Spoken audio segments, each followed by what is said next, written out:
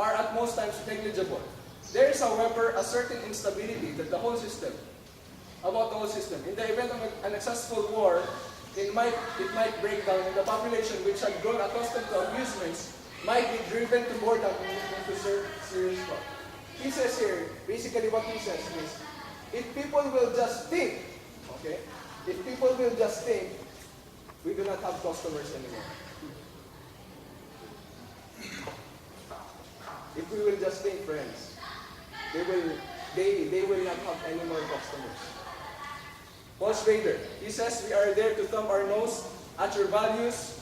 We don't care if you like us. We don't like you. I think this is finished already.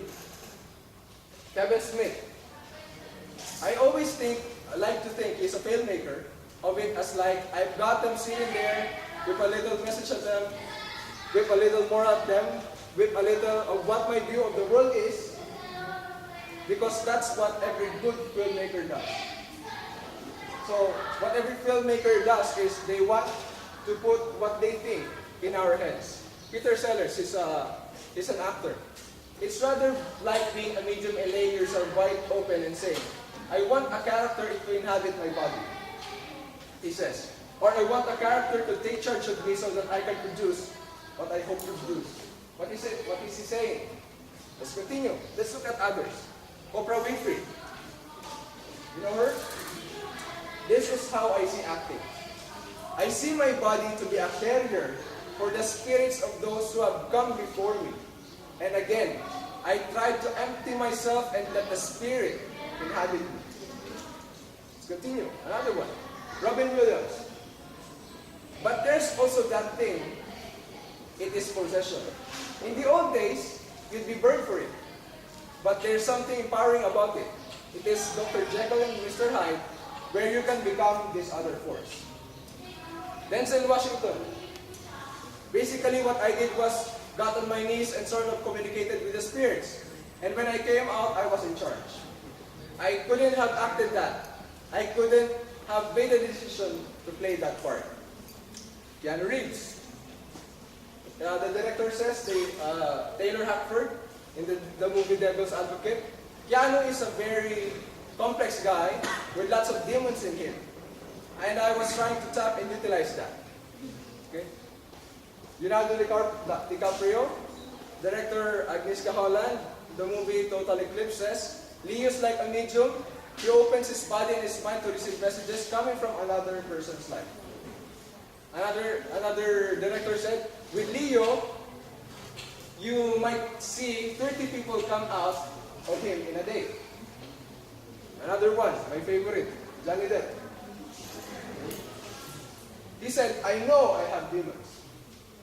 I am 30 different people sometimes. And another one, I don't know if you know this girl, Fairuza Balk, in the movie The Craft, she said, a lot of actors who don't mention their names, of course, are very much into this, which is spiritism. So, friends, as we partake in the great controversy, which is happening in the universe, this is what we are watching. These people are engaged in spiritism. This guy, Anton LaVey, is the founder of the Church of Satan. And he said, television is the major mainstream infiltration for the new satanic religion. The TV set, or satanic family altar, has grown more elaborate since the early 50s, from the tiny fuzz screen to huge entertainment centers, covering entire walls with several TV monitors. What started as innocent respite from everyday life has become in itself a replacement for real millions, a major religion of the masses. So imagine, my friends, as Seventh-day Adventists, as young people here in PYZ, we know we have to share the gospel. And we know we have to look for people, go to their houses, give them Bible studies, so that we can share to them that Jesus Christ died for them. But there's another one who is doing Bible study. Right? Or are they giving Bible study to us? Unknowingly, when we sit in front of our television? which they call the satanic family altar. Think about this, friends. As we come to an end, let's look upon some quotations from Mind, Character, and Personality. She said, the theory of mind-controlling mind was originated by Satan to introduce himself as the chief worker to put human philosophy where divine philosophy should be. That's why, my friends, in Ellen G. White's time, mesmerism is rampant, and she disagrees to it. She said that God doesn't want this, because even if it is used for good, for healing, it is controlling another person's mind. And that is not good, because she said that is from Satan.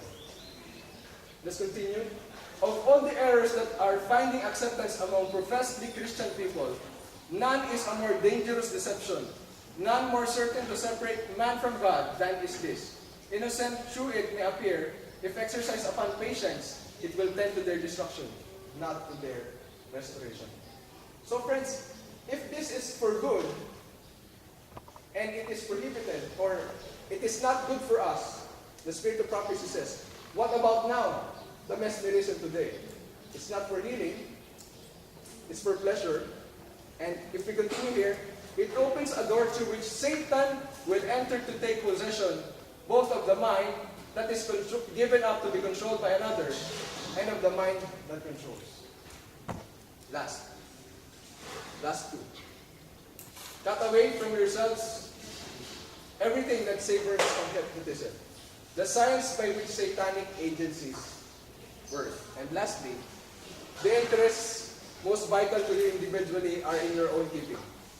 No one can damage them without your consent. Friends, this is our choice. It is our choice if we will let the enemy have its work on us. It is our consent. It is not another person's decision if we will let the enemy control us. If it is our own choice. It says, all the satanic legions cannot endure you unless you open your soul to the arts and arrows of Satan. Your ruin can never take place until your will consents. If there is not pollution of mind in yourself, all the surrounding pollution cannot taint or defile you. Satan cannot touch the mind or intellect unless we yield it to him. So friends, as we have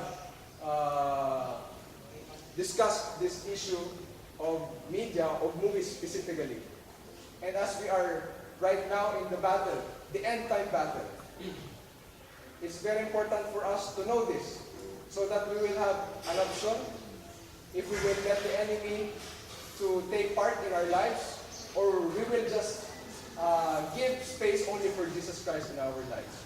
So I want to, as I end this, I want everyone to think of this not as something, Brother Faith here is saying we do not watch TV anymore. This is not a prohibition, my friends. I'm just, we are doing this so that you will have a choice. This, of course, we do not have a doctrine in the church prohibiting watching television or movies or anything. But now, you now have a choice. Probably the beta wave brainwave pattern is working, thinking if it is this is good or not. So now you have a choice to continue on watching it, or maybe we will ask God to help us decide on this, because we cannot do it alone. So this ends our presentation here, and if you have any questions you can ask.